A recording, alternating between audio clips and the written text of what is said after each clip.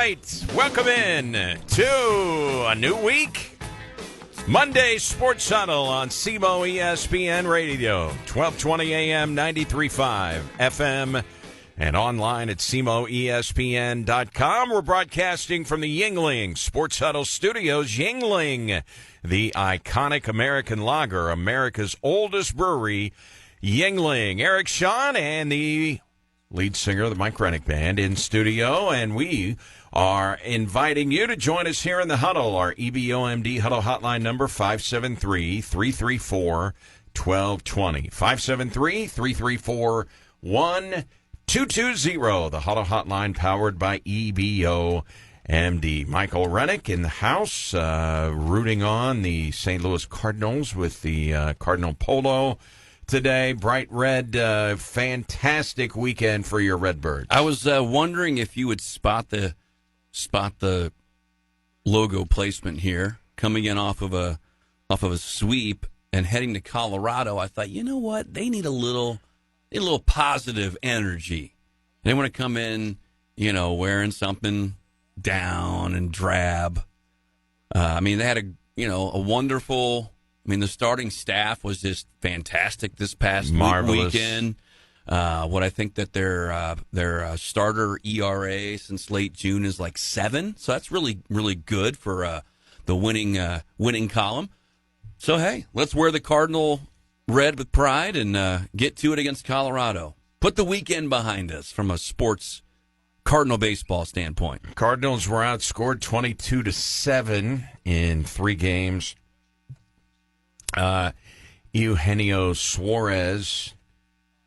He basically beat the Cardinals. Did he hit 8 or 9 home runs in that 3-game series? Back-to-back, 2 home run games for Suarez, who is atop most contending teams' list of once for the trade deadline. Although the Diamondbacks, who had been scuffling 3 games under 500, how do we turn our season around, they're saying in Phoenix.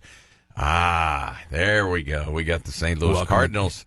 Cardinals coming in. Now we could be contenders at the trade deadline. The Cardinals have lost 11 of their last 15 games, down to just 2 games over 500, and an ERA over 7 this month. And they will see if they can get things turned around. And finally, Michael McGreevy called up from AAA Memphis. He'll get the start tonight in place of Eric. Oh no. He's going to start in place of Matthew Liberatore. Yeah, watch your mouth there. Watch your mouth. Yeah, not Liberatore, who is coming off a long All-Star break. Doesn't matter. They want to rest him because he's on pace for a career high in innings pitched, so he is getting rest. Did he pitch over the All-Star break, do you think, somewhere that we didn't know about? May have been tossing BP to his children. Yeah. Maybe tossing some beer cans around on the sand, something like that. So Fetty's still scheduled to start tomorrow in the thin air of Coors Field, but it'll be Michael McGreevy tonight, and we shall see the Colorado Rockies on pace to be the worst team in modern history, but they just won 2 of 3 over the weekend. So keep that in mind. They just bludgeoned the Twins. The Twins are pretty good. I don't know if they're playing well now, but they had a long, winning streak earlier in the year. And that was at Coors. So anytime the Rockies win 2 of 3, then you say, man, are they hot? I mean, they're only 51 games under 500, Mike. Only 51. Yeah. So they're on pace to overtake the White Sox from last year. Correct. Man, that's quite a season. So we'll see how the Cardinals deal with the Colorado Rockies. But things to keep in mind as we sit here today on July 21st. The St. Louis Cardinals have 0 qualified position players with an OPS over 800.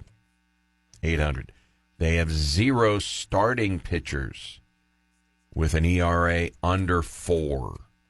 That's a trend in the direction that you would rather not see if you're a Cardinal fan.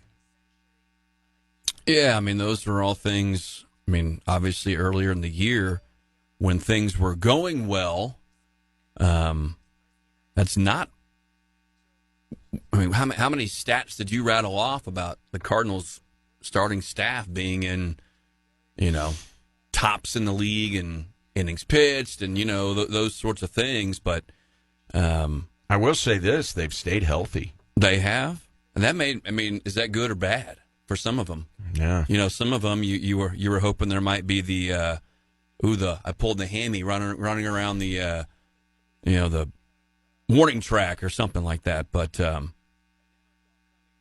that damn Eric Fetty is healthy as a horse. There's really, what's tough about this Arizona series. I mean, I don't really know. Ivan Herrera had a couple hits in the first game. Jordan Walker, had a couple hits yesterday, I think, maybe. I don't know what the positives are. A couple of key spots, though, like Saturday, okay? Walker gets a double. May have been a home run in some ballparks. And his next time up, runners in scoring position, chance to do some damage, takes a 2-strike fastball right down the middle. Yesterday, chance to do some damage, takes a 2-strike fastball right down the middle. It looked like he was guessing. He did have a couple of hits. We'll see. Yeah. I don't know if it's fair, but you think about who was the number one prospect in baseball a couple of years ago. It was Jordan Walker. And then the number one prospect in baseball ended up being Jackson Holliday for the Baltimore Orioles. Holliday was so overmatched that they sent him down to AAA. Didn't make it. Last year, when they did call him up, he hit 189 with an on-base of 255. That's not good. And an OPS of 565. Kind of in Jordan Walker territory. Mm-hmm. And Walker got sent down. And so they gave Holliday another chance this year. Boom. 14 doubles, 13 homers, 39 RBIs. He's got 9 stolen bases, an OPS of 723, pretty good. So he has really started to trend in the right direction.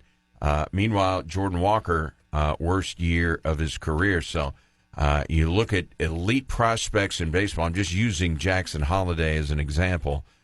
He has started to get things headed in the right direction, starting to turn it on for the Baltimore Orioles, who are out of it, and we'll see if Jordan Walker is able to trend in the right direction. Don't know. Yeah, it is. You just don't know. He hit under 200 at Double-A. Yeah, I mean, didn't show much there. Then you got Nolan Gorman, who is showing a little bit of life, and he goes on the injured list.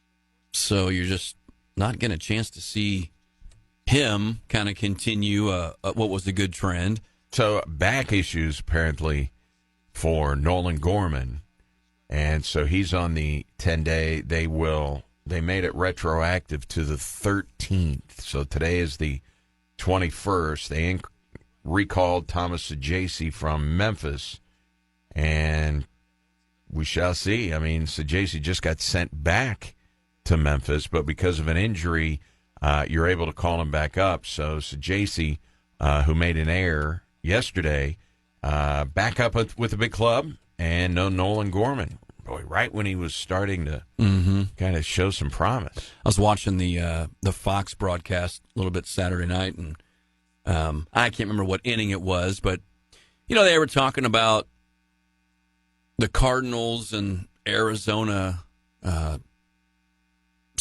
being somewhat in a similar situation, I guess, from a standing standpoint and in their ability to potentially be a wild card. And they were like, man, if you're just watching this game, this series, you would think that Arizona is the much better team. That more offensive tools.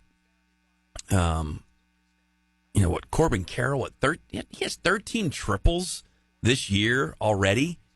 That's just a two against unreal the Cardinals number in one game, and he would have had a third triple in that game, except for the fact that there was a base runner on base clogging things up, and the third base coach held him at third, or Carroll would have gotten easily his third triple of the game. That's phenomenal. So anyway, this looked like Cardinals don't have a lot of life, and that starts. You go into the top of the second inning, you're down 4-0 in almost every game, 3 or 4-0, and just a tough series. Hopefully, you can get well though with the Rockies, but then you got the Padres calling shortly thereafter. So Padres, they're kind of middling. They've won 6 of 10. We'll see. But when you're down 4-0 after one inning, that's Miles Michaelis. I mean, he gives up 4 in the first, and then it's over. I mean, if you shut the game off after the first inning, you didn't miss anything. Right. Because the Cardinals lost 5-3. I mean, they scored, garbage run in the 9th, bases loaded, chance to do some damage, 1 run. That's it. Frustrating. Yeah. But you watch a game like yesterday, and then you are kind of wrestling with yourself. Maybe all right, am I aggravated about the starting pitching? Or am I aggravated about the lack of offense? 2 for 9 with runners in scoring position. And one of the hits came with a runner in scoring position, runner at second, but he didn't score. Mm-hmm. So, you are trying to figure it out when you're watching the game thinking, am I more frustrated with the pitching or am I more frustrated with the hitting? And I guess the answer is yes. It's a yes and a yes. I don't know. You come out of the All-Star break feeling a little okay. Let's get going here. You're in a reset, recharge. Yeah, decent position to still be in the playoff discussion. And then, man, just goose egg. Just felt like there wasn't a whole lot of. It's not like that the Cardinals had a bunch of guys that were busy with the All-Star game. You had one guy, Brendan Donovan. Maybe that was the problem. Maybe they were too busy doing other things and needed more time to get ready. But whatever the case is, it just reset, recharge, fall on your face, and it was like instantaneous in the first game on Friday. Big runs scored early on in the game. Yeah, you're just like, okay, well, I guess this is going to be the approach or what's going to happen in the second half. So Palante looks shaky. I'll move on. Sonny Gregg just got crushed. And then Michaelis, his last 7 starts, Cardinals have won 2 of the 7 games that he has started. Yeah. Oliver Marmol down 4-0 after 1 inning. Tough to be down 4 again today in the first, and then just the way it happened. Suarez gets his swing off and hits another big homer to put them up, hits another one later on in the game. But outside of that first, I thought the ball actually was coming out pretty good. If you compare it to other outings, I felt like he had decent stuff, but that was a big first inning. Yeah, there's definitely some opportunity. You load the bases there, you have the guys that you want up, and unfortunately we can only scratch a run. That's where you want to throw up a crooked number. I felt like we went to the pen at the right spot and gave ourselves a shot. They didn't score. Once we went to the pen, those guys did a really nice job and gave us the best opportunity to try to come back in that game. Just didn't have enough productive at-bats to pull it off. We needed to have more productive at-bats than we did today. You had the shot there with the bases loaded. We didn't capitalize entirely on it. And then just being able to execute at a higher level. So, yeah, I'm glad we got the time run up to the plate. A little ahead of it, Scott there. But a decent swing. But at the end of the day, I think we need to create more opportunities than we did. That's been a positive for sure. Our opponents did a nice job. That everybody got their lane and did a really nice job of just keeping the score, giving the offense a chance to do something, but we weren't able to pull it off. Bullpen has been okay. Hey, that's good. Trying to look for some positives. Yeah. And, of course, they play good defense. Unfortunately, again, no qualified players with OPSs over 800. It's not astronomical numbers. I mean, the average OPS is 715. Mm-hmm. Got nobody over 800. Qualified players. Well, and you can't execute your defense when the ball's going over the fence either. That's kind of tough. Need to have the ball in play to be able to defend at the level that they are accustomed to. So he sounded a little down, didn't he? Yeah. Marmol, just kind of saying, maybe the sense that we have this morning of don't really know what the answer is. Could we have a little something just drop into our lap here that will all of a sudden ignite the pitching staff or the offense? We're seeing we're seeing why they say baseball is a grind. 162 games. You can have great flashes, and you can have weekends like this where it's tough to win. Meanwhile, that little small market team in Milwaukee who flew by the Cardinals at light speed years ago in the Central Division have won 10 in a row. They just swept the Dodgers in L.A. Milwaukee Brewers 10-game winning streak. Name me 3 Brewers hitters. 3 Brewers Yeah, you don't hitters. really have to do it. I'm just saying. I mean, you don't even know who they are. I want to try. All right. Contreras, Yelich, and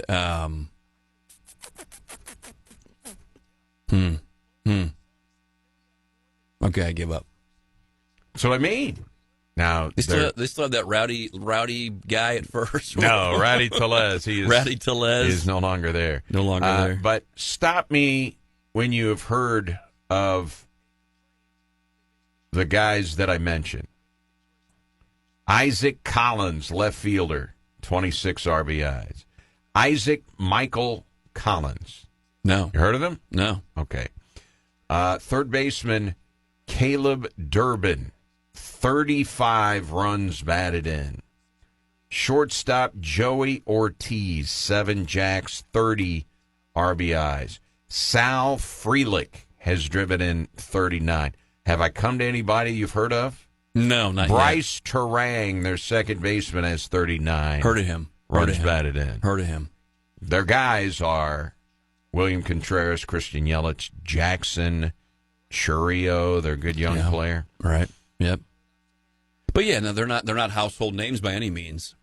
At least to the folks outside of the Milwaukee market. But it doesn't matter, I mean, they've caught the Cubs, tied for first. I think they're going to fly past the Cubs at light speed now that you bring up the whole light speed thing. They very well could. They have caught the Cubs now in the National League Central standings. Cubs did take 2 of 3 from the Boston Red Sox over the weekend. The Cubs and the Brewers tied for the best record in the National League. Best record in the National League, Brewers and Cubs.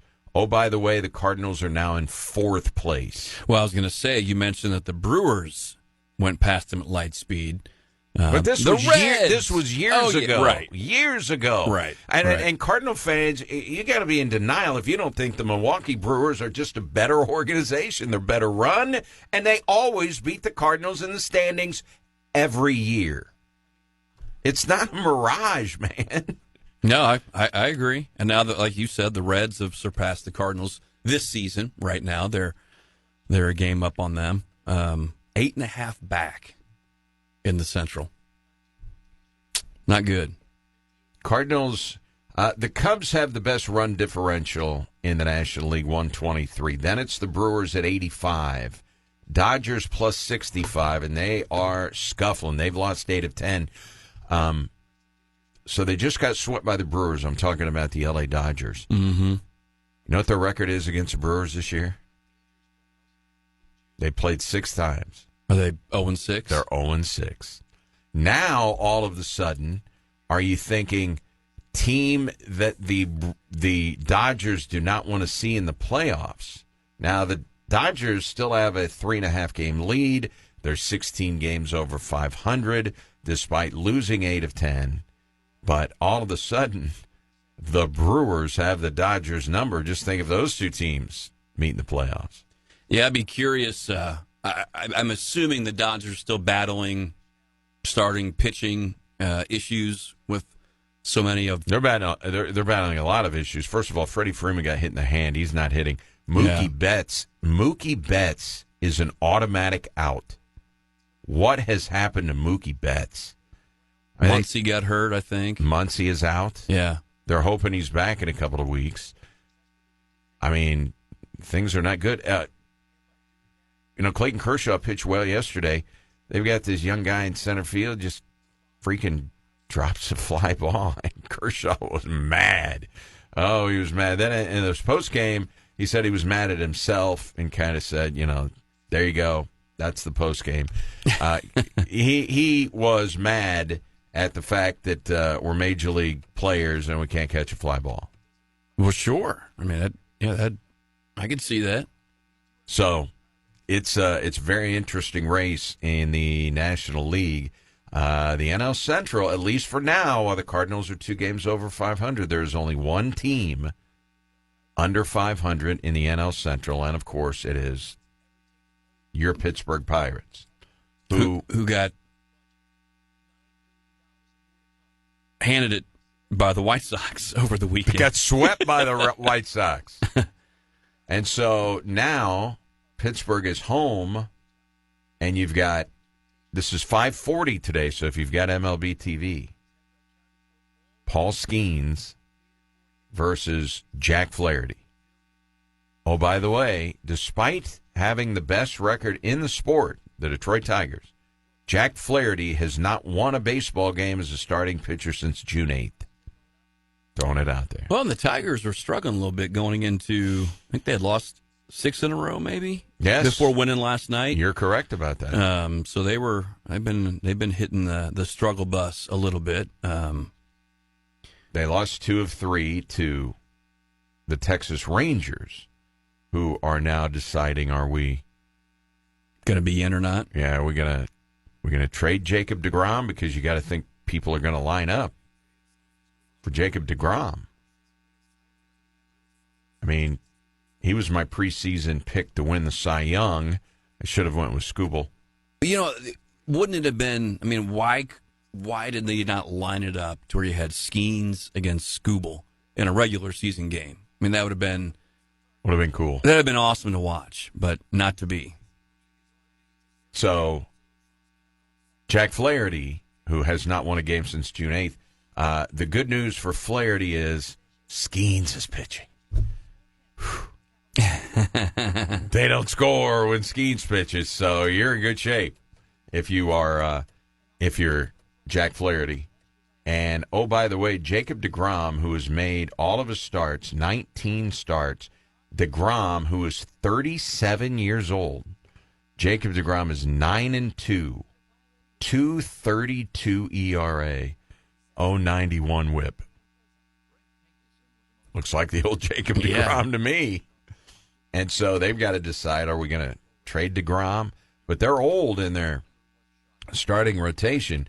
You've got Eovaldi at 35, deGrom at 37, Patrick Corbin is 36, and then you got the 2 youngsters,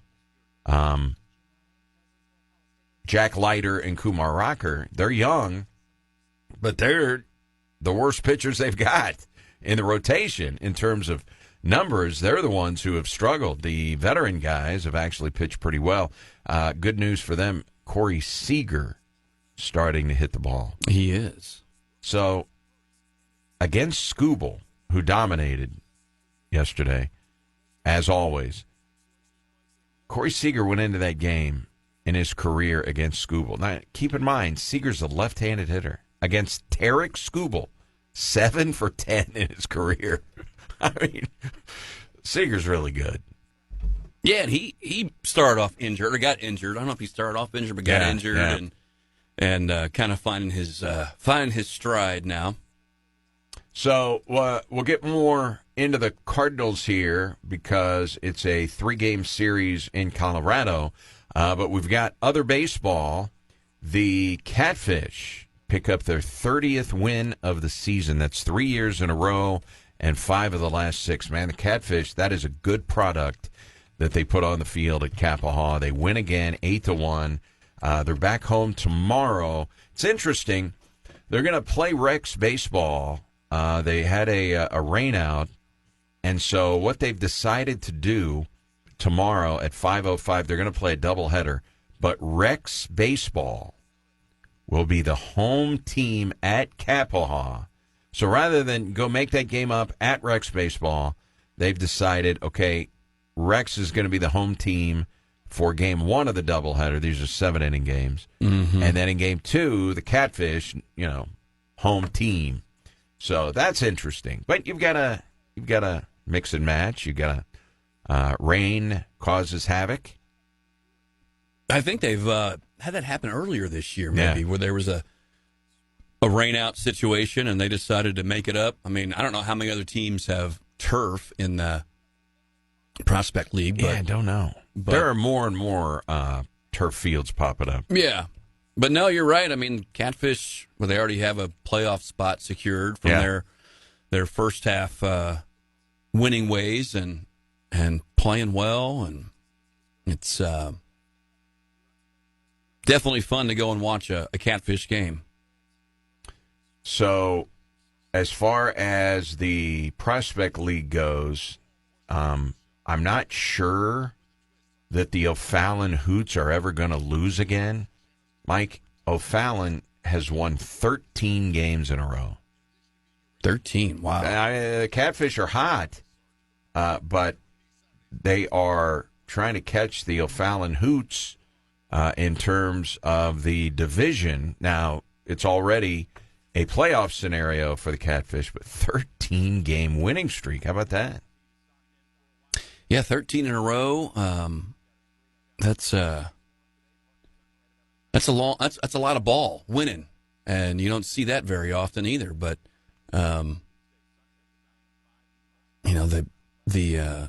it's a good product. That's the other thing too. I mean, if you go and you watch these games, I mean, these are really good collegiate athletes playing high level baseball, wood bat baseball. And so not surprising that a team like that can go on a run and.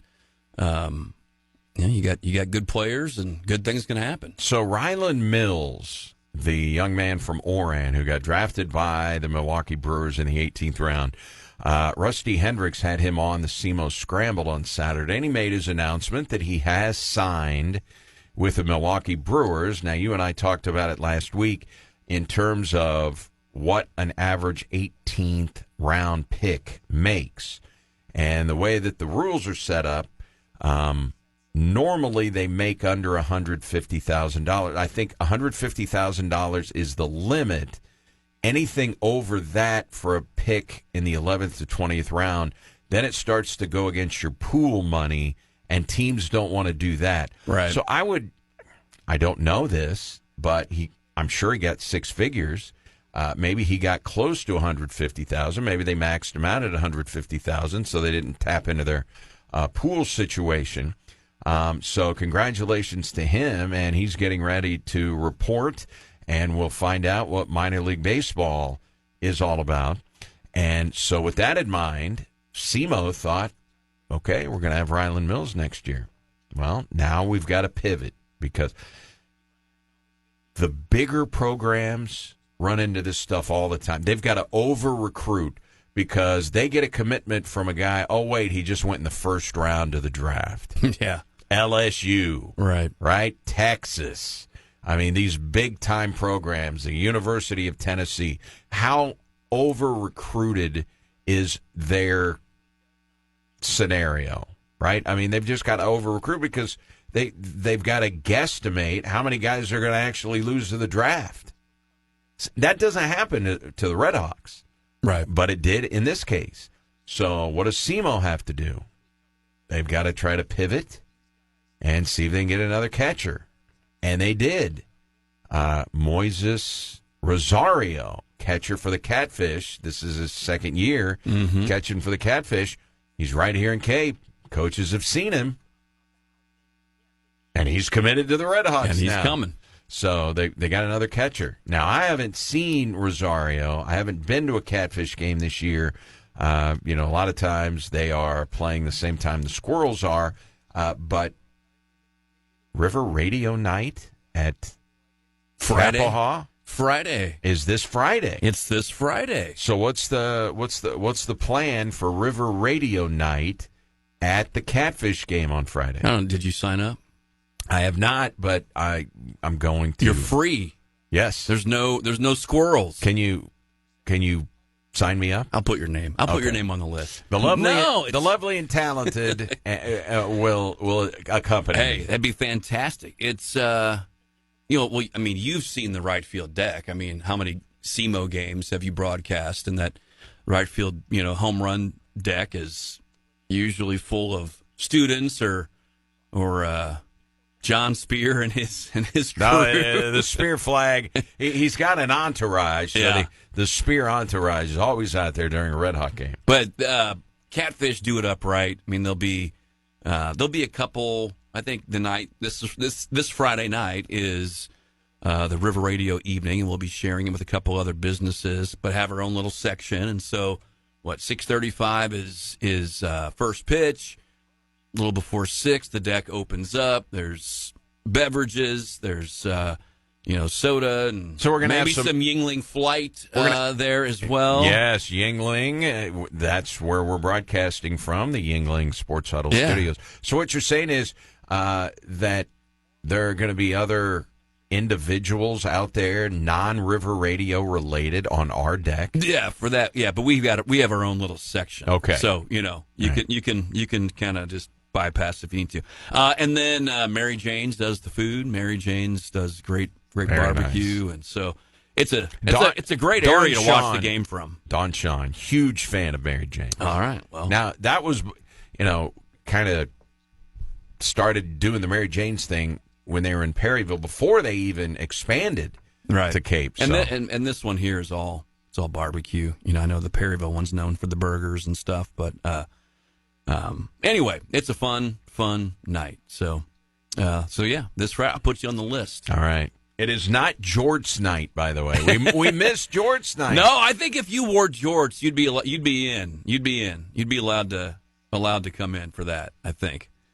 I bet you got some jorts hiding in your closet somewhere. Here's the thing. Now, for anybody who's never seen me, I am a member of the Ginger Party. Okay. And so, being a ginger, it is very rare that there are a few that have the ability to get a tan. Right. There's a little substance called melanin.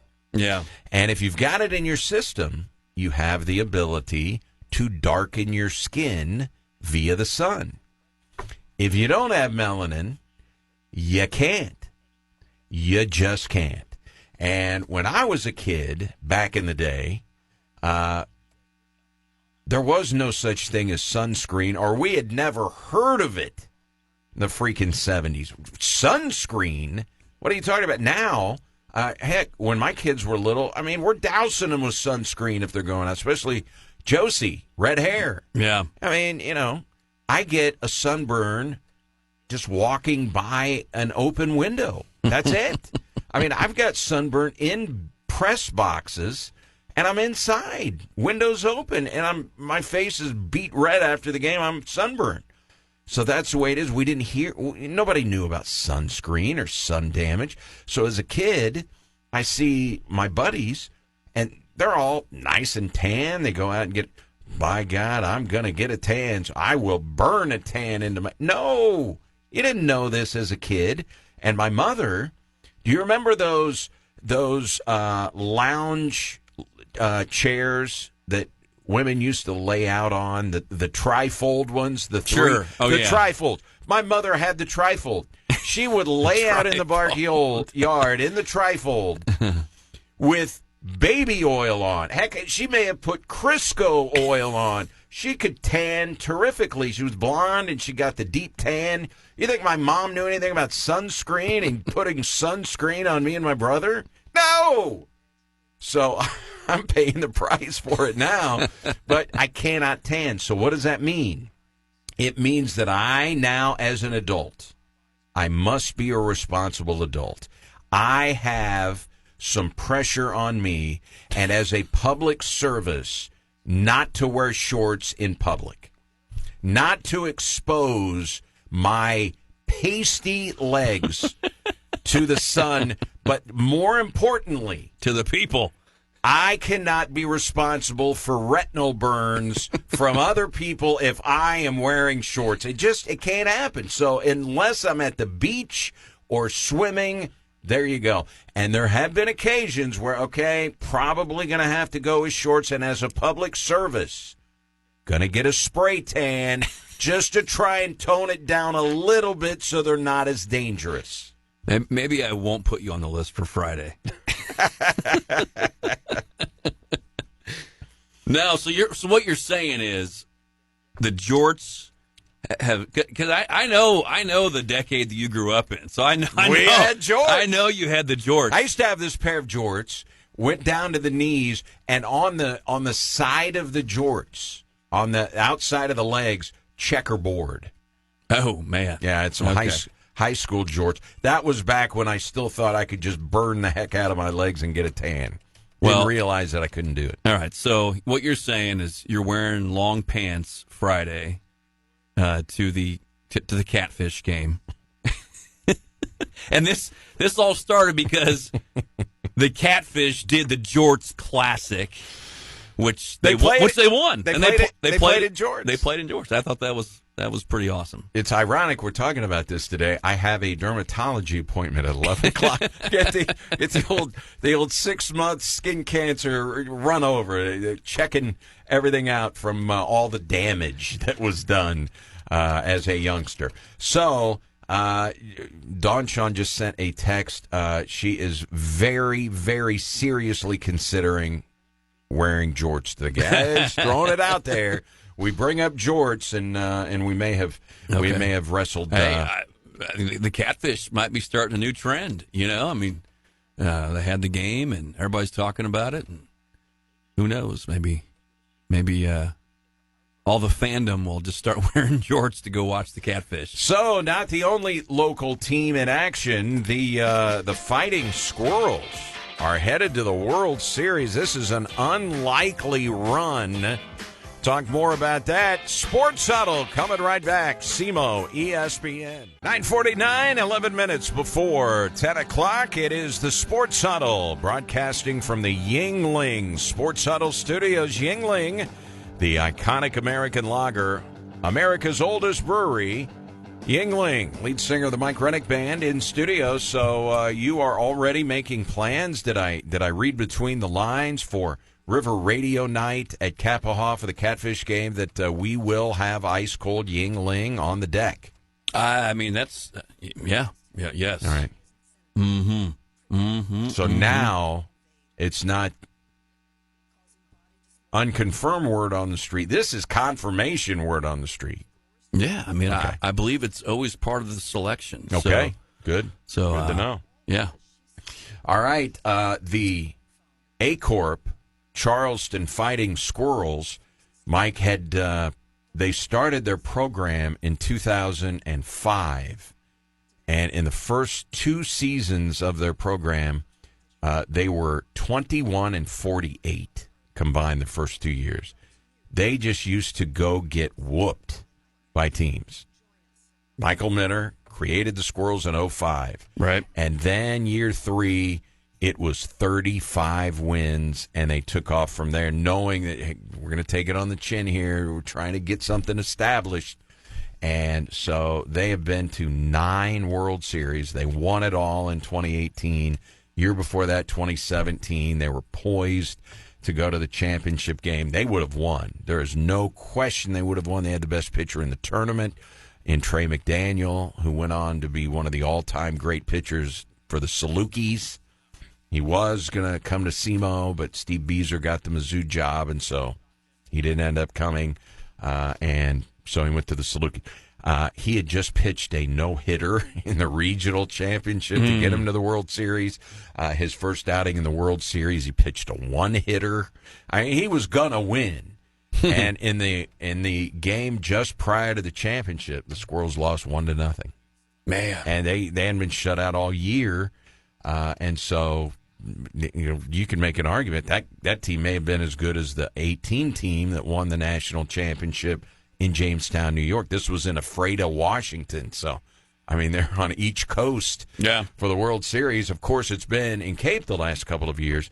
So the Squirrels, when they got done with the state tournament, they had a losing record. They were 12-13, and it just never really got any traction. They were rained out 20 games this summer. 10 doubleheaders rained out. So they hadn't played as much as they normally do. They do not a lot going for them. Then they hit the postseason, and Michael Minner's got a lot of experience in the postseason. Sure. He knows how to win, and they go to the Midwest Plains Regional, which they are hosting, and it's 5-0. I mean, they ran through the field and win the game. Yesterday, the championship game, it was as wild a postseason summer game as I've seen. Squirrels jump out 5-0. Then in the third inning, GSR Elite, team out of Sykeston, who won the state championship in Babe Ruth baseball, scored 10 runs, sent 15 men to the plate. So the Squirrels went from up 5-0 to down 10-5. Here they come, roaring back, and they win 15-13. Dog pile at Hillhouse Park, and they punch their ticket to the World Series, which this year is in Ocala, Florida. And they're playing their best baseball, and they've got some guys that are pitching it well. All of a sudden, the offense starting to turn it on. There were a lot of guys who had really good high school seasons and, man, just could not get any traction offensively in the regular season. But, man, they have turned it on here. So the Squirrels are headed down to Florida to play in the World Series. It's been quite a run for the Squirrels, but we should not be surprised. Michael Minner has his team ready to go when it comes to postseason. No, not yeah. I mean, Coach Minner is obviously well known in this area for always having teams that are going to put up a big fight. And I think part of you mentioned the rainouts, and it's just hard to get any kind of flow. Maybe they come off a good high school season. And I know he doesn't wait around. I mean, they start playing fairly quickly after high school is done. But if you are only getting a couple games here, a couple games there, I know there's a lot of timing that gets messed with, those sorts of things. And here as of late, I mean, like they played, obviously 5 games in a row, and to win it, they had to win 2 yesterday in order to win the championship. Now, will he pick up any games between now and then, do you think? It seems like in the past maybe he's done that, but I don't know. Trying to stay sharp. Yeah. I don't think he had really decided anything. He's got to look at all the travel scenarios. Right. And, hotels, and, they got to line up, meals, and, so he's going to be scrambling. So I don't know, what he's got going on. I know he would like to try and stay sharp because they don't play to the 2nd. Today is the 21st. I think they check-in day down in Florida. Ocala is near Orlando, and so check-in day is the 1st. The World Series actually starts on the 2nd. So, yeah, that's a little bit of a ways to go. You probably want to stay sharp. He may try to schedule a couple of games. Well, I mean, look at the forecast. It's going to be hot, but I think it's going to be pretty dry. So sure, once the season's over. Yeah. So I may have a chance to get a couple games in. Should he want to try to do that? I just couldn't remember. It seemed like in years past. Yeah, he has. They've tried to do that just to stay with it. We oftentimes do the on this day in sports, right? We did a lot of that during COVID when, Jess was at home and we didn't have any sports going on. So we would, on this day, here's what happened back when we used to have live sports. On this day, though, we did not have a show yesterday. It's a Sunday. So you're talking about July 20th. So we're going to go ahead and extend it to July 21st. On this day, July 20th, 2004, the Cardinals were at Wrigley Field. Now, 21 years ago, in 2004, the television voice of the Chicago Cubs on WGN, if you had to guess. I'm put you on the spot. I mean, you could put me on the spot. I'm not really sure. If I had to guess? Yeah. Steve Stone. Well, Color Man. Yes, Color Man. You're right. Chip Carey. Well, I was going to say it was a Carey, I think. Okay. It was Chip. All who right. obviously now does the Cardinals. Right. But on that day, it was Chip Carey broadcasting the Cubs. And it was a day for the ages for a guy who wore number 5 on his jersey for the St. Louis Cardinals, Albert Pujols, at Wrigley Field, July 20th of 2004. Chip Carey broadcasting it for the Cubs. Very happy with that one. High fly ball right center field by Pujols. Will the ballpark hold it? The answer, no. Pujols is 2 for 2. 25-3. With 2 runs batted in, and that one might be another home run. It is. 1 pitch in a 1-run game. 4 for 4 is Pujols. Runner goes. Pitch cut on, driven right field, pretty deep. Sammy back. Sammy leaps. It is in the basket, I think. Yes, it is. Pujols, a 5-hit, 3-homer game. Unbelievable.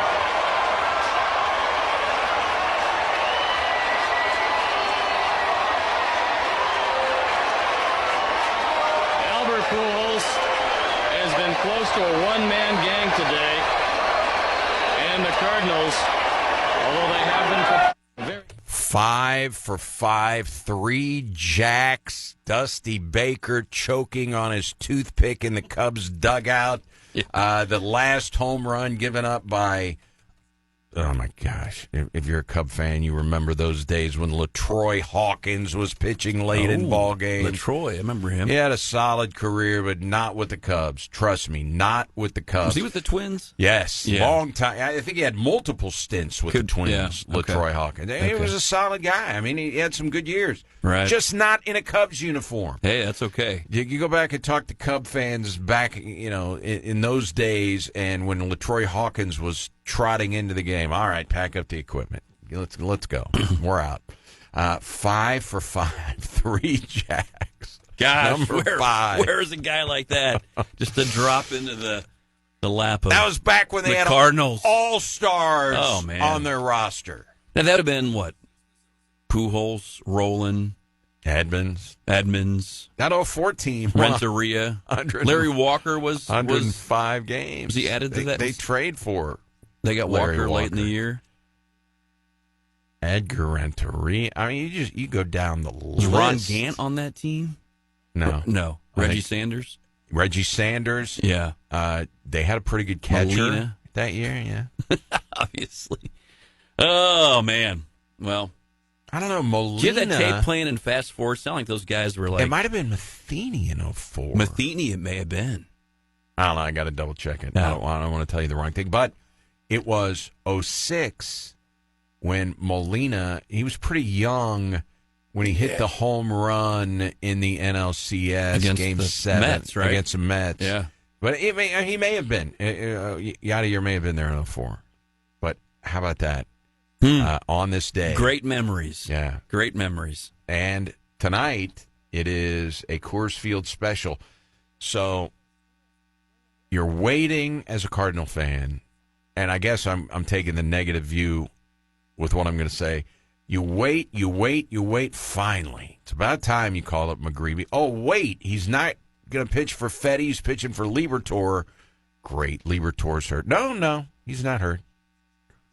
Well, they're coming off an All-Star break. Yeah, he's been off for over a week. All-Star break. We're just going to rest him.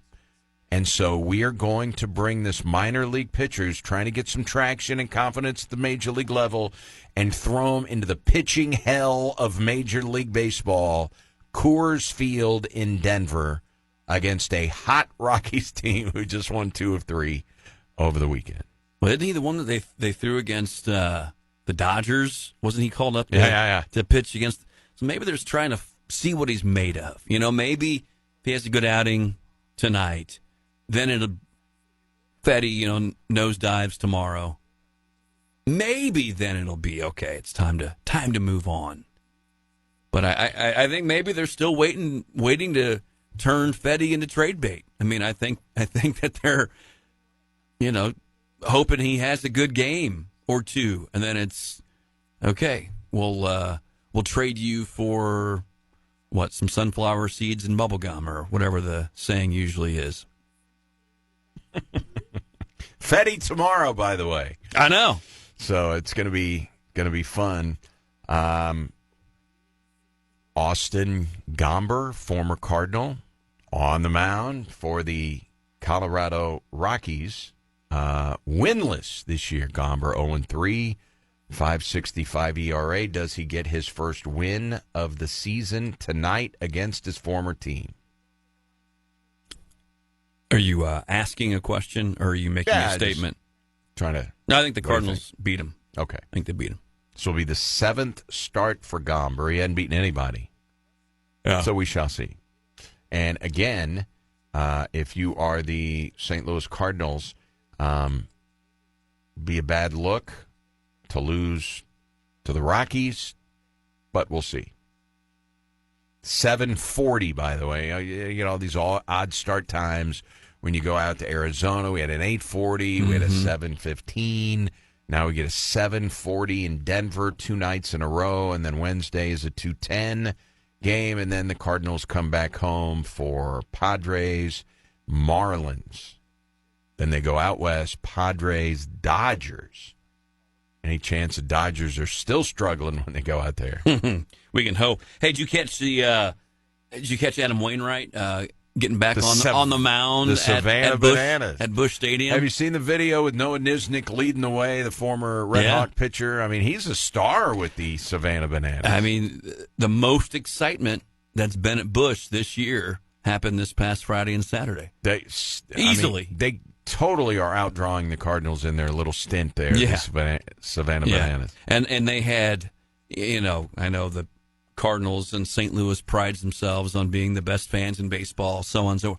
Well, Bananas even said it. They're like, many of the players said this was their most favorite stop, in the current tour, and that they love the stadium, they love the atmosphere, how the city went all out for them. But I thought that was pretty awesome to see Wainwright take the mound. I think Lance Lynn he was part of it. In a Bananas uniform, and very cool. Noah Niznik, he pitched. He was at SEMO for 5 years, man. He was a good Red Hawk. Had some really good moments, and it's kind of cool that indeed, not only is he a Banana, he's been a Banana for a while, and he's one of their stars. I think he's known for his dance moves. Yeah, I mean, I think. Do you see the video that they put out on Twitter with them dancing on the pitcher's mound prior to the game? I don't know if I saw that or not. Okay. I mean, I've watched them before on ESPN, and you see some of the. It's really unique. It's cool. Yeah, it's fantastic. It's obviously engaging, from a fan perspective, and it's not. A lot of people want to say it's the Harlem Globetrotters of baseball, and I disagree with that. They're these are. I'm not saying the Globetrotters are not good players, but these are good players. These are good, good baseball players that play, and they just have a different way of going about deciding who's going to win the game. It is a fun scenario with the Savannah Bananas. Absolutely, it is. And if you're baseball, Major League Baseball, I'm not saying you take. I mean, believe me, I know the blowback that there would be. So I'm not saying you take cues from Banana Ball, but don't you have to take some cues from Banana Ball in some way? And maybe it's number one, embracing it because you've got people that are engaged in baseball in some way. I mean, again, minor league baseball does. Yes, right. They take some cues. I mean, there was even a team that played an entire game wearing jorts. That's right. Yeah. Well, I'm saying at the highest level of baseball, whenever it's said, the game's boring and the game drags on, and believe me, I know it's novel, and there's probably just